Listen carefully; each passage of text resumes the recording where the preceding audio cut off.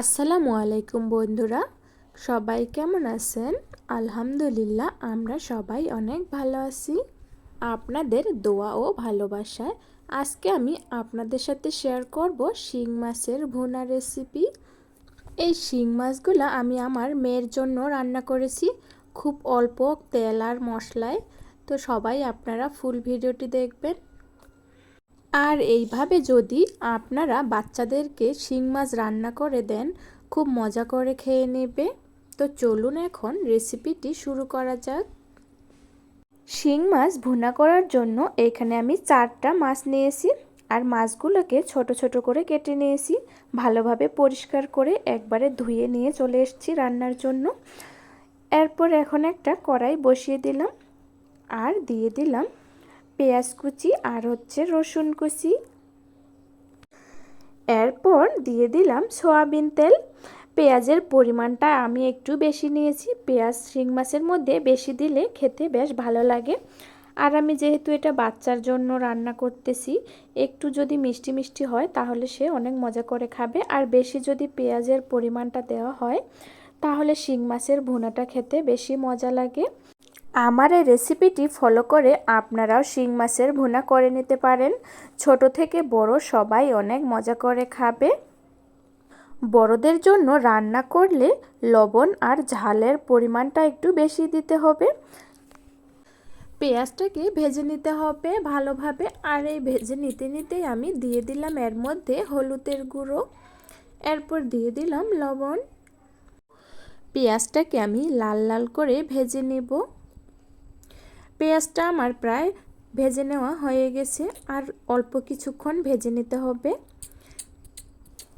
এরপর আমি দিয়ে দিলাম মরিচের গুঁড়া। সব কিছু দেওয়াই হয়ে গেছে, আর আমি এখানে কোনো মশলা ব্যবহার করব না। আশা করি আজকের এই রেসিপিটি সবার ভালো লাগবে। আর ভালো লাগলে অবশ্যই আমার চ্যানেলটি সাবস্ক্রাইব করে পাশে থাকা বেল আইকনটি বাজিয়ে দিবেন। লাইক, কমেন্ট এবং অবশ্যই বন্ধুদের সাথে শেয়ার করবেন। আমার চ্যানেলে আসার জন্য অসংখ্য অসংখ্য ধন্যবাদ। পেঁয়াজ ভেজে নেওয়া হয়ে গেছে। এরপর আমি এখানে একটু পানি ঢেলে দিয়েছি। এরপর একটা ছুরি দিয়ে ভালোভাবে নাড়াচাড়া করে নিচ্ছি, তাহলে পেঁয়াজটা গলে যাবে। এই মশলাটাকে এখন আমি কষিয়ে নিব কিছুক্ষণ কষিয়ে নেওয়ার পর এখন আমি দিয়ে দিলাম শিং মাছগুলা। আমার মেয়ে মাছ খেতে তেমন একটা পছন্দ করে না, অনেক কষ্ট করে তাকে মাছ খাওয়াতে হয়। শিং মাছ এইভাবে রান্না করে দিলে ভালোই খায়। আর বাচ্চারা যদি খায় তাহলেই মায়েরা কিন্তু বেশি শান্তি পায়। বাচ্চারা পেট ভরে খাবার খেলেই মায়েদের মন শান্ত হয়, না হলে মাথা গরম হয়ে যায় পেট ভরে খাবার না খেলে। আমার মেয়ে খেতে তেমন একটা চায় না, অনেক কষ্ট করেই তাকে সব কিছুই খাওয়াইতে হয়। যে জিনিসটা আমার মেয়ে খেতে বেশি পছন্দ করে আমি ওইটাই দেওয়ার তাকে চেষ্টা করি। মাছগুলোকে আমি এখন কিছুক্ষণ ভেজে নিচ্ছি। আগামীকাল কুরবানি ঈদ, বন্ধুরা সবাইকে ঈদ মোবারক। আমার সকল বন্ধুদেরকে ঈদের দাওয়াত দিলাম, সবাই আসবেন। বগুড়া থেকে দিনাজপুরে আমরা চলে আসছি ঈদ করার জন্য।